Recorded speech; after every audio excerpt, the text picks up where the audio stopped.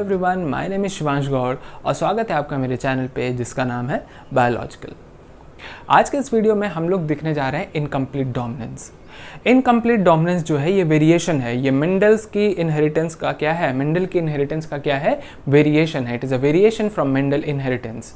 ठीक है ना। जब मेंडल ने पी प्लांट में एक्सपेरिमेंट किए थे और उससे जो लॉ डिराइव किए थे, सबसे पहला लॉ ही क्या था, लॉ ऑफ डोमिनेंस।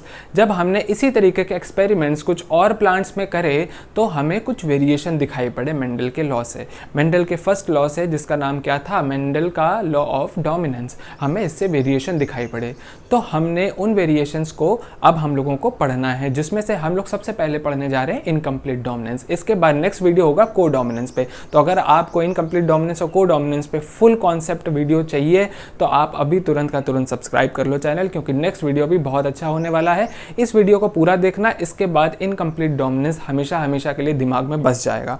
तो चलो सबसे पहले हम लोग स्टार्ट करते हैं, उसका एग्जाम्पल ले लेते हैं। एक प्लांट जिसमें ये इनकम्प्लीट डोमिनेंस देखने को मिलती है, उसको हम लोग इंडिया में तो डॉग फ्लावर के नाम से जानते हैं। इसको हम लोग इंडिया में डॉग फ्लावर के नाम से जानते हैं। वैसे इसका नाम होता है स्नैप ड्रैगन और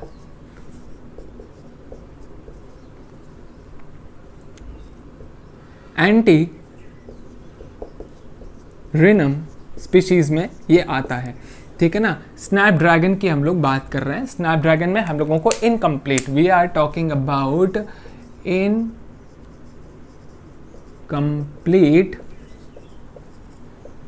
डोमिनेंस। क्या है इनकम्प्लीट डोमिनेंस, क्यों इसको इनकम्प्लीट डोमिनेंस कहते हैं, सब हम लोग देखेंगे। सबसे पहले हम लोगों ने एग्जाम्पल देखा है जिसमें ये पाई जाती है इनकम्प्लीट डोमिनेंस, उसका नाम क्या है, स्नैपड्रैगन और डॉग फ्लावर। इंडिया में इसको डॉग फ्लावर भी बोला जाता है। तो चलो भाई आओ हम लोग स्टार्ट करते हैं एक क्रॉस की, एक नॉर्मल मोनोहाइब्रिड क्रॉस करेंगे और हम लोग देखेंगे कि क्या होता है इनकम्प्लीट डोमिनेंस में। इसमें हम लोग पेरेंट लेते हैं, दो पेरेंट लेते हैं। इसके जो फ्लावर का कलर होता है, इसमें जो फ्लावर का कलर होता है, दो पेरेंट लेते हैं। इसमें से हम लोग एक ऐसा पेरेंट लेते हैं जिसमें रेड कलर के फ्लावर पाए जा रहे होते हैं, और रेड जो हमारा फिनोटाइप है, it is dominant phenotype. Red phenotype क्या है, डोमिनेंट फिनोटाइप है। तो एक पेरेंट हम लोगों ने ले लिया रेड, जिसको हम लोग लिखेंगे कैपिटल आर से। This is red parent, this is red parent, एक हम लोगों ने ये ले लिया। ठीक है ना। और इसको हमने करा दिया रिसेसिव पेरेंट से, इसका हम लोगों ने क्रॉस करा दिया रिसेसिव पेरेंट से। जो रिसेसिव हमारा ट्रेट था, it was white coloured flowers, और उसको हम लोग रिप्रेजेंट करते हैं स्मॉल आर से। इसके जो कलर था, फ्लावर का कलर था, दैट वाज वाइट। इसको हम लोगों ने क्या करा दिया, क्रॉस करा दिया। तो अगर हम लोग अब इसको देखते हैं कि हमें क्या मिला F1 जनरेशन में, हुआ ये कि जब हमने देखा कि ये कितने तरीके के गैमेट बनाएगा, ये दो तरीके के गैमेट बनाएगा, कैपिटल आर, इसके जो दो गैमेट्स होंगे दैट इज कैपिटल आर, और इसके जो दो गैमेट्स होंगे that will be small are and small r. अब जल्दी से इसका एक बना लेते हैं क्या, Punnett square. We now make Punnett square, और हम लोग लिख देते हैं गैमेट्स। ये वाले गैमेट्स ऊपर लिख लो कैपिटल आर, ये वाले गैमेट साइड में लिख दो स्मॉल आर, और जल्दी से F1 जनरेशन आप बना लो, that will be capital R small R, capital R small R, capital R small are and capital R small R. हम लोगों को ये मिल गई है क्या, F1 जनरेशन। अगर ध्यान करो, अगर ये मेंडल का जैसे पी प्लांट में जो क्रॉस कराया था हम लोगों ने, अगर वो वैसा, अगर ये उस इनहेरिटेंस को फॉलो कर रहा होता तो हम लोगों को क्या देखने को मिलता, हम लोगों को देखने को मिलता कि जो भी F1 प्लांट्स हैं ये क्या होते, ये सारे ही रेड कलर के फ्लावर होने चाहिए थे। अगर आप पी प्लांट के सारे एक्सपेरिमेंट्स को पढ़ के आप आ रहे हो तो आपकी बुद्धि, आपका दिमाग यही कहेगा कि sir all these flowers should be red colour, क्योंकि रेड कैसा है, डोमिनेंट है। रेड कैसा है, डोमिनेंट है। और जो डोमिनेंट कैरेक्टर होता है, जो हमारे पास डोमिनेंट ट्रेट होता है F1 में, हमें वो देखने को मिलता है, डोमिनेंट फिनोटाइप देखने को मिलता है। तो ये कैसा होना चाहिए, ये सारे फ्लावर्स जो होने चाहिए वो रेड कलर होने चाहिए, पर ऐसा नहीं होता है। यहीं पे आ गया क्या, वेरिएशन, यहीं पे आ गया वेरिएशन। और वो वेरिएशन क्या था कि ये फ्लावर्स रेड होने की बजाय कैसे थे, पिंक कलर्ड थे। दे वर पिंक कलर्ड फ्लावर्स। तो हमें एक ऐसा फिनोटाइप देखने को मिला जो कि किसी भी पेरेंट में नहीं था, ध्यान दीजिएगा, जो हमने पेरेंट लिए थे उनमें से कोई भी पेरेंट पिंक कलर का नहीं था। एक कैसा था, एक रेड कलर का था और एक वाइट कलर का था। तो हमें ना तो डोमिनेंट कैरेक्टर देखने को, डोमिनेंट ट्रेट देखने को मिला, ना ही हमें रिसेसिव ट्रेट देखने को मिला। हमें कुछ एक बीच का फिनोटाइप देखने को मिला। तो हमने कहा कि भाई ये क्या हो गया, ये कैसे हुआ कि हमें जो F1 में जो हमें फ्लावर मिले वो ना तो रेड कलर के थे ना ही वाइट कलर के थे, वो कैसे थे, पिंक कलर के थे। तो भाई एक बात तो समझ में आ गई कि ये जो डोमिनेंट ट्रेट है हमारा, it is not completely dominant over white. ये कंप्लीटली डोमिनेंट नहीं है वाइट पे। क्यों नहीं है? क्योंकि जब कैपिटल आर मतलब जब दोनों डोमिनेंट एलील साथ में हैं तब तो रेड कलर का फ्लावर बन रहा है, जब दोनों रिसेसिव हैं तब वाइट कलर का फ्लावर बन रहा है। लेकिन जब डोमिनेंट और रिसेसिव साथ में हैं तो हमें डोमिनेंट का फुल एक्सप्रेशन देखने को नहीं मिल रहा है। कुछ तो ऐसा हो रहा है जिससे कि ये रिसेसिव वाला इसको पूरी तरीके से डोमिनेंट होने नहीं दे रहा है। इसीलिए हमने इसको क्या बोला, इनकम्प्लीट डोमिनेंस। डोमिनेंस है अभी भी क्योंकि पिंक कलर के फ्लावर हम लोगों को देखने को मिल रहे हैं। So there is dominance but there is incomplete dominance. Dominance है बट कैसी है, इनकम्प्लीट। कंप्लीट होती तो कैसे मिलते हमें, रेड कलर के फ्लावर मिलते। तो हम लोगों ने जब इसका रेशियो निकाला, अब इसको हम लोग क्या करेंगे, अब हम लोग इसको देखेंगे पहले। अभी ये तो F1 जनरेशन है ना, अब हम लोग क्या करेंगे, अब हम लोग F2 generation, that is selfing of F1 generation करेंगे। तो आप भाई चलो देखते हैं क्या हो रहा है। तो जो हमारा F1 जनरेशन में हमें क्या मिला, F1 जनरेशन में मिला capital R small r। This was F1 generation and this was pink coloured, this was pink coloured, ठीक है ना। अब हमने इसी F1 की क्या करा दी, self crossing, that is F1 में करा दी सेल्फिंग। सेल्फिंग कराने के बाद देखिए ये कैसे गैमेट्स बनाएगा, ये बनाएगा एक कैपिटल R, ये बनाएगा एक स्मॉल r, ये भी बनाएगा एक कैपिटल R और ये बनाएगा एक स्मॉल r, ठीक है। अब जल्दी से इसका बना लीजिए क्या, पनेट स्क्वायर। बहुत ईजी है, लो भाई बना लिया पनेट स्क्वायर। तो ये वाले गैमेट्स यहाँ लिख लीजिए कैपिटल R स्मॉल r, ये वाले गैमेट्स साइड में लिख दीजिए कैपिटल R स्मॉल r, कोई दिक्कत नहीं। अब हम लोग कर लेते हैं इसका क्रॉस। तो ये क्या मिलेगा, कैपिटल R, ये वाला क्या मिलेगा, कैपिटल R स्मॉल r, ये वाला क्या मिलेगा, कैपिटल R स्मॉल r, और ये वाला क्या मिलेगा हम लोगों को, स्मॉल r, ठीक है। अब हमने क्या देखा था कि जब ये हेट्रोजाइगस होता है तो ये कंप्लीटली डोमिनेंट नहीं होता है, हमें एक बीच का हमें फिनोटाइप देखने को मिलता है, दैट इज पिंक। तो अगर हम लोग इसका जीनोटिपिक रेशियो देखें, फर्स्ट ऑफ ऑल किसका रेशियो देखें, जीनोटिपिक रेशियो देखें, तो हमें मिलेगा एक क्या, होमोजाइगस डोमिनेंट, दो मिलेंगे हेट्रोजाइगस, एक मिलेगा होमोजाइगस रिसेसिव। तो जीनोटिपिक रेशियो अगर आप इसका लिखना चाहोगे क्या, जीनोटिपिक रेशियो तो क्या मिलेगा, 1:2:1, ठीक है ना। 1 क्या है, होमोजाइगस डोमिनेंट, दो क्या है, हेट्रोजाइगस, और एक है होमोजाइगस रिसेसिव। तो जीनोटिपिक रेशियो तो अभी भी वही है जो हमें मेंडेलियन इनहेरिटेंस में देखने को मिल रहा था, जो कि हमें मेंडेलियन मोनोहाइब्रिड क्रॉस में देखने को मिल रहा था। जीनोटाइप तो अभी भी वही है, लेकिन असली खेल तो अब शुरू होता है कहाँ पे, फिनोटिपिक रेशियो में। वो क्या हुआ, देखो भाई, अब एक फ्लावर कैसा है, रेड है, दो फ्लावर कैसे हैं, पिंक है, और एक फ्लावर कैसा है, वाइट है। तो अब हमें फिनोटिपिक रेशियो भी क्या मिलेगा, 1:2:1, ठीक है। देखो भाई, जीनोटिपिक रेशियो और फिनोटिपिक रेशियो दोनों क्या हो गए, सेम हो गए। जबकि अगर ये मेंडेलियन के इनहेरिटेंस को फॉलो कर रहा होता तो क्या होता, फिनोटिपिक रेशियो क्या होता, 3:1। हमें 3 रेड दिखाई पड़ने चाहिए था और एक वाइट दिखाई पड़ना चाहिए था, बट ऐसा नहीं होता है, हमें 2 मिलते हैं पिंक, एक मिलता है रेड और एक मिलता है वाइट। तो फिनोटिपिक रेशियो हो जाता है 1:2:1, that is 1 is red, 2 are pink and 1 is white. अब इसका आता है एक्सप्लेनेशन। अब इसमें जो एनसीईआरटी में एक्सप्लेनेशन दिया गया है कि भाई ऐसा क्यों हो रहा होगा, उसका एक्सप्लेनेशन देने की कोशिश करी है। तो अगर आपको यहाँ तक इसके रेशियो समझ में आ गया हो तो अब हम लोग आगे बढ़ते हैं और समझने की कोशिश करते हैं कि भाई ये ऐसा क्यों हुआ, व्हाई दिस हैज़ हैपेंड। तो आ जाते हैं अब अपने नेक्स्ट पार्ट पे, जिसको हम लोग बोलते हैं explanation of the incomplete dominance. तो अब हम लोग एक्सप्लेन करने की कोशिश करेंगे कि भाई ये इनकम्प्लीट डोमिनेंस कैसे हुई, क्यों हुई, ठीक है ना। तो एक्सप्लेनेशन के लिए आपको सबसे पहले एक बहुत बेसिक सी चीज़ समझनी पड़ेगी, जो आपको पता है, पहले से भी, लेकिन आपको एक बार फिर से हम आपको रिवाइज करा दे रहे हैं, रिमाइंड करा दे रहे हैं कि भाई हम लोग जानते हैं कि हमारे पास क्रोमोसोम्स होते हैं और ये क्रोमोसोम्स कैसे होते हैं, होमोलोगस पेयर्स के फॉर्म में होते हैं। तो हमारे पास क्रोमोसोम्स होते हैं which are present in the form of homologous pairs, ठीक है ना। जैसे कि अगर ह्यूमंस की हम लोग बात करें, we have 23 pairs of chromosomes, हमारे पास 23 पेयर्स होते हैं, ठीक है ना। आउट मतलब टोटल कितने हो गए, 46 क्रोमोसोम्स हो गए, ठीक। अब ये जो एलील्स के फॉर्म होते हैं, जीन क्या होता है, एक बार इसको बेसिक आप लोग देख लो तो आपको ये एक्सप्लेनेशन बहुत अच्छे से समझ में आ जाएगा। तो अगर आपको क्रोमोसोम याद हो तो ये मान लीजिए एक क्रोमोसोम है, ठीक है ना, ये हमारा मान लीजिए कोई भी एक क्रोमोसोम है, ठीक है। जैसे लेट अस सपोज कर लेते हैं इट इज़ क्रोमोसोम नंबर 2, बस लेट अस सपोज कि ये क्या है, क्रोमोसोम नंबर 2 है ना। ये क्रोमोसोम में क्या होता है, डीएनए प्रेजेंट होता है और डीएनए में प्रेजेंट होते हैं हमारे वो फैक्टर्स जिसने बात करी थी, किसने बात करी थी, मेंडल ने बात करी थी, और आज के ज़माने में हम लोग इसको जीन्स के नाम से जानते हैं, ठीक है ना। तो क्या होता है, इनमें जीन्स प्रेजेंट होते हैं। इसमें अब एक चीज़ और समझने की कोशिश करो, वो होता है लोकस। लोकस क्या होता है, द पर्टिकुलर पोजीशन और the particular location of a gene.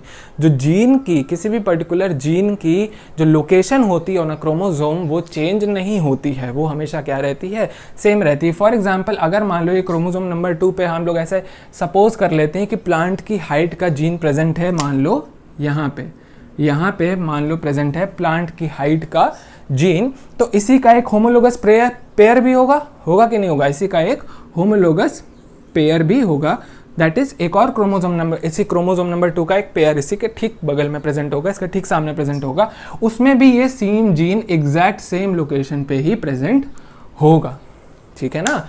और ये क्या है, alternative form of genes, these are alternative form of genes. एक ये जीन है और एक ये जीन है, जीन के ही ऑल्टरनेटिव फॉर्म्स को हम लोगों ने क्या बोला था, एलील्स बोला था। फॉर एग्जाम्पल अगर मान लो हमारे पास ये जो जीन है, ये जो क्रोमोसोम नंबर 2 पे ये जो पर्टिकुलर जीन है, ये किसका है, प्लांट की हाइट के लिए है, और ये एक नॉर्मल फिनोटाइप प्रोड्यूस करता है, ये एक नॉर्मल फिनोटाइप प्रोड्यूस करता है। हम लोगों ने मान लो इसको रिप्रेजेंट कर दिया इससे, कैपिटल T से, ठीक है ना। अब इसके सामने वाला एलील जो है, अब इसके सामने वाला एलील जो है होता है क्या, वी आर डिप्लॉयड ऑर्गेनिजम्स, ठीक है ना। हमारे पास हर जीन के 2 अल्टरनेटिव फॉर्म्स होते हैं, ठीक है ना। We have 2 alternative forms of every gene, हर जीन के 2 अल्टरनेटिव फॉर्म्स हमारे पास होते हैं, ठीक है ना, या हो सकते हैं एक बार में, ठीक है ना। होते हैं से ज़्यादा क्या होगा, हो सकते हैं, क्योंकि we are what, diploid organism, 2 से ज़्यादा नहीं हो सकता ना, मतलब तीसरा सेट ऑफ क्रोमोसोम तो आएगा नहीं, मतलब 2 ही सेट ऑफ क्रोमोसोम होते हैं, वी आर डिप्लॉयड, ठीक, इतना तो समझ में आ ही गया।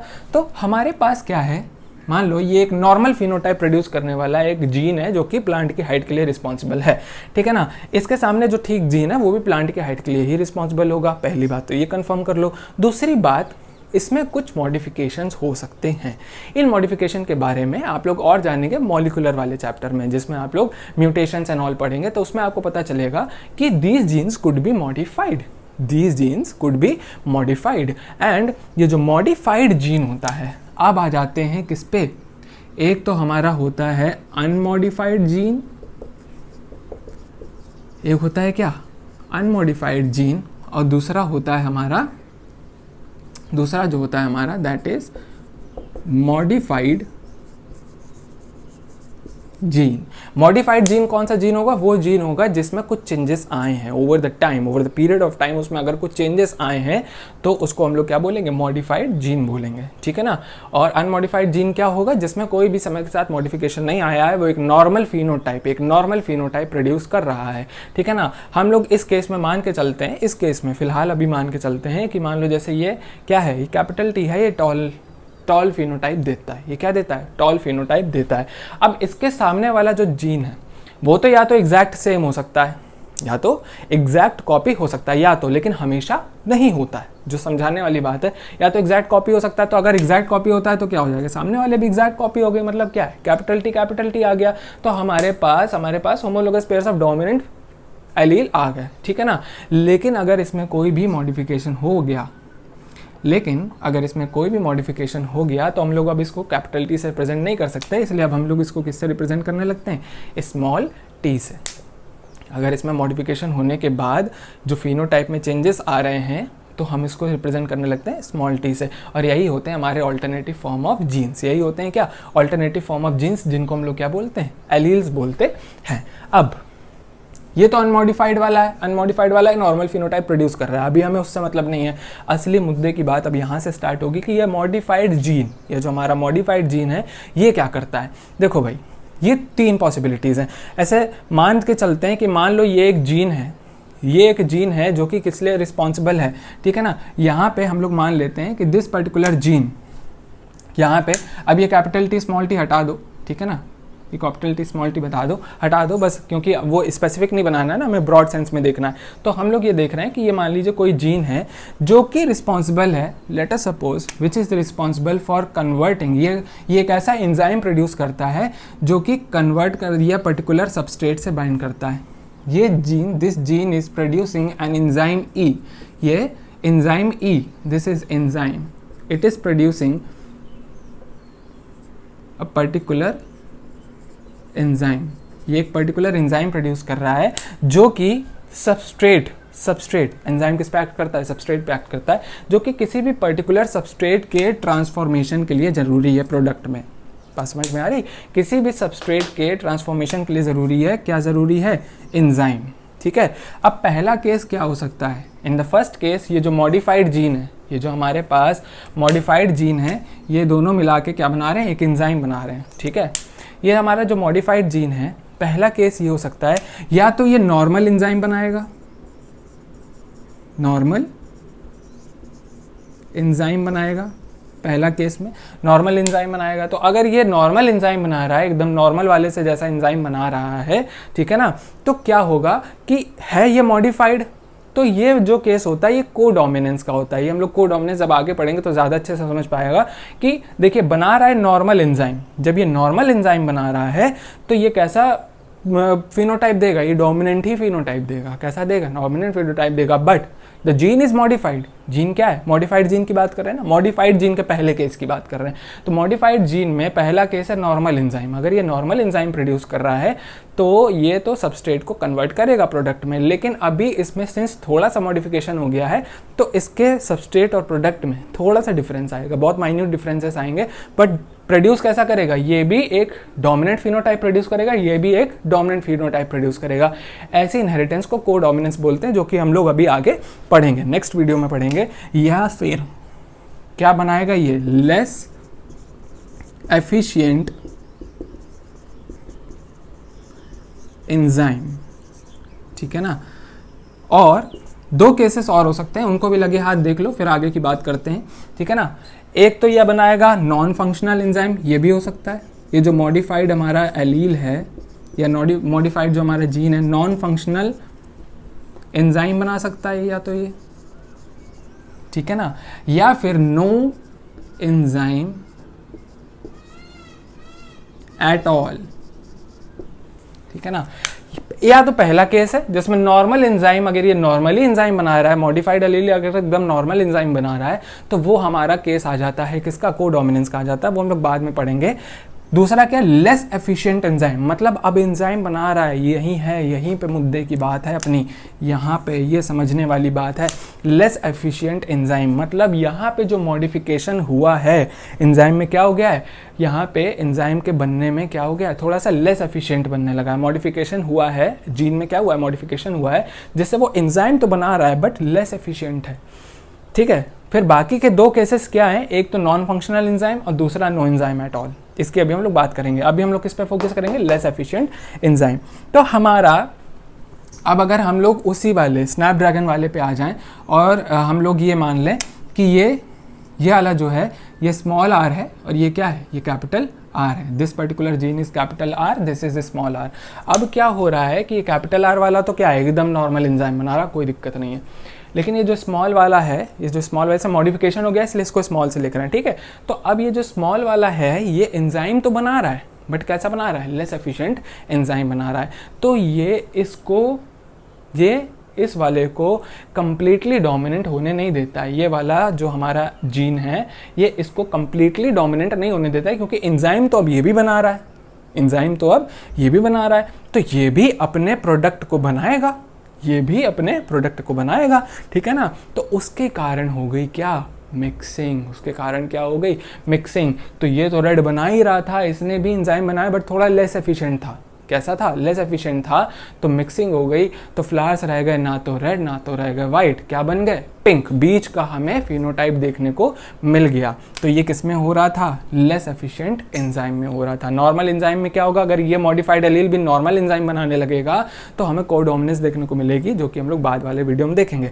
फिर बचे बाकी के 2 केसेस, या तो ये फंक्शनल नॉन फंक्शनल एंजाइम बनाएगा, या तो ये क्या बनाएगा, नॉन फंक्शनल एंजाइम बनाएगा, या नो एंजाइम एट ऑल।